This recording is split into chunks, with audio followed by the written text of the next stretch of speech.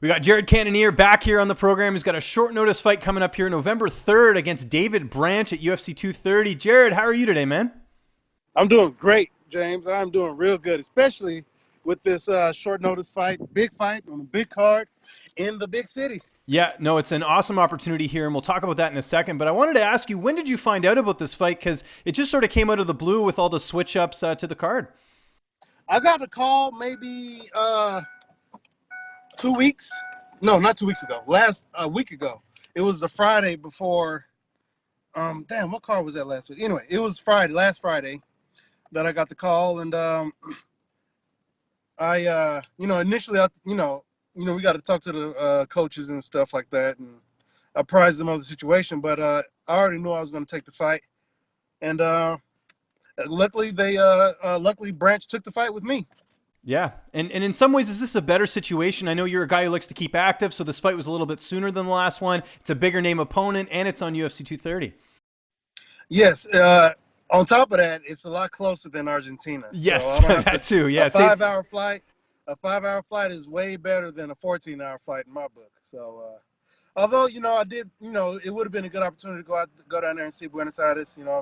Haven't been there. I was in Chile last time, but anyway, again, a bigger card, an even bigger opponent as well. So, I'm excited about it. And the other big news with this fight is that you're going to be competing at middleweight. And I know this is something you've talked about in your last couple fights. I even know, dating back to your win against Nick Roerick, back in July of, I think, 2015 or 2016, you just talking about how you wanted to get down. Why was now the right time to make the move? Well, the weight was just coming off from the work I've been doing at the lab. I didn't do anything. Like when I made the initial, comment that, middleweight was in my future. It's not something that I was actively moving towards. It's just something that was just how my body was responding to all the training we were doing here and all the work I've been getting. So I knew I know I'm not a natural light heavyweight or heavyweight for that matter. So it was inevitable. When you move to a bigger camp with a more consistent, a more well-rounded a program that's suited for MMA fighting. So. And your last fight, I know things didn't go your way in that one against Dominic Reyes, but you always fight really tough competition. What do you take away from that performance that you can bring into this fight? Once again, before that last fight, I said I just got to be smarter, and I was not smart in that fight. I knew I wanted to pressure him because he was longer than me, taller, so I couldn't give him the room or space to get off. And the pendulum swung, went one way. I had it going the right way, and then it swung all the way back, and I caught that uppercut as he was moving away naturally, So people are going to move away. He just had the wherewithal to slip and dip and throw that nice uppercut as when I go back and watch it. I have to admit that was a real nice uppercut he threw. But, shit happens.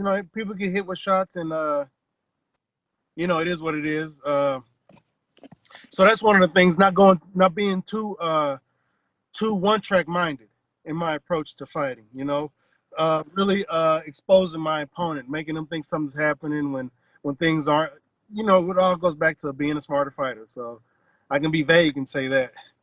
Let's talk about David Branch. Great opponent here, double champion in World Series of Fighting. He's done pretty well in the UFC for the most part. How do you feel like you match up against him? Well, as with any fight, I feel I have the striking advantage. I feel I'm going to be stronger than him. I'm used to going up against a bigger competition, so the size, he won't have too much of a size advantage over me. So that's also going to play into what I want to do, and the only thing I want to do is put my hands on him and hopefully put him to sleep. So it'll be a painless night for both of us. Do you feel like the pressure's on him in this fight? This is in New York, his backyard. He had two big fights fall through now. He had Yoel Romero and now Jacare. You're kind of a guy who's in this new weight class. Do you feel like he has more to worry about in this fight than you do from a pressure standpoint? From a pressure standpoint, you mean like as far as rankings and? Yeah, well, I just mean like there's a lot at stake here. I mean, a win over you probably doesn't do it doesn't do as much as a win over Yoel Romero or Jacare, in terms of name value. Whereas you have a great opportunity here. If you get a win, it's really going to propel you up, I would think. Absolutely, yeah. As far as name value is one thing, but if you go back and watch all the people who beat me, they've gone on to do very well in the Exactly, UFC. yeah. So and I get some sort of comfort from knowing I didn't lose to somebody who's just who got lucky or something like that. I lost to my losses have been to top-notch fighters who have gone to become even more successful. Sorry, who have gone to be continue their success. Um, but yes, it is definitely a higher risk for David in this fight. More of a reward for me. Less of a risk for me. So that is definitely a factor that may come into play for him. But for me, it's just another fight. I'm sure for him it is too, man. He likes to throw down. So those are things I guess the media can worry about. Right. Yeah. No, I know what you mean. Training camp obviously going well at the lab. I talked to so many of your teammates. It seems like you guys are fighting like every weekend by the sounds of it. Who are some of the bodies you get to work with over there? Because when we think of the lab, we think of sort of the lighter weight classes. Yes. But since I've been here, we've have no names. You people probably won't know any other names, but lately in the last couple of months, we've had some guys come over from another gym. Kyle Stewart has come here. Javier Torres has come. Matt Franco has come in. Not to mention all the other guys who we already have here. The really great wrestlers like James Nakashima, who's already here. David Machado is a real good wrestler. He's a former UFC lightweight who's now a welterweight. And we have other big guys who people may not know them, but these are big athletic guys who are getting better and making me better. So we have a real good team, again, a really good program, and I've definitely gotten way better than my last time out, and I want to show that I'm a smarter and better fighter. People hadn't really seen my potential. They look at me and they see potential, but they hadn't seen the what I can actually do in there. And I just want to go out there and whenever I fight, it's exciting. Whether I win or whether I lose, people love to watch when I step in the cage. Whether they know me or not, they know it's going to be a fight when they see that dude in there with his hands, throwing his hands and moving the way I move. They're going to be happy to see that. So people will pay. And two of those names you mentioned that you train with, James Nakashima and Kyle Stewart, actually fought each other. Now Kyle trains with you guys, which I think is so cool. And I should mention both those guys will be in the UFC very soon. I don't know why James isn't at this point. He's still undefeated as a welterweight, so I wanted to give a quick plug to those guys. What about your corner? Who's going to be in the cage with you on UFC 230? John Crouch, Eddie Cha, who's our striking coach here, and of course the great Benson Henderson. Nice. Yeah, Benson, everyone at the lab just raves about him from a coaching standpoint, and even for a corner, I hear he's just phenomenal. Yeah, he projects. You can hear him. He says the right things at the right moment. He lets you know that he's not gonna. Again, he doesn't miss words or anything. Crouch does the same thing, and Eddie Cha does the same thing. But I picked those three because I can hear them when we're doing our rounds here at the gym. I can hear Benson. I respond to Ben. I respond to all my coaches, but this will be the first time I have Ben in my corner, and I'm just excited to get out there and let those guys either see me do some work or help them coach me through doing some great work and getting this W. So how does it go down? How do you see it playing out on November 3rd? Well, if the stars align right, I'll get that knockout in the first opening stanza. So, but I feel that he's going to want to try to pressure me and wrestle me up against the cage. I don't know why people think that my grappling isn't good because they've seen me getting taken down in my past, but I've gotten way better than that. I haven't been taken down. I wasn't taken down in my last fight. The fight before that, I was taken down, but I got up. Whenever I get taken down, I don't take damage. You know what I'm saying? I spent 3 rounds with Glover Teixeira on top of me, and I came out with just a little knot on my head, and if he does want to take it to the ground, be careful because if I end up on top, and I said in another interview, if in all of my fights, whenever I'm on top, that fight is won by me by me. So either I'm going to get the finish or I'm going to get a decision.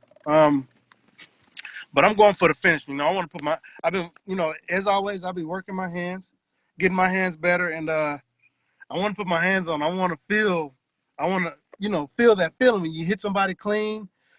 When you hit somebody nice, when you land that shot, you really don't feel it. You know what I'm saying? But that's what I want. I want that feeling. What's up, Tommy? I want to hit that feeling when I hit the guy, and I know it hurts him. I know it's a good shot. I want that feeling. So I'm ready to go in there and put some pressure on them, be the predator, not the prey.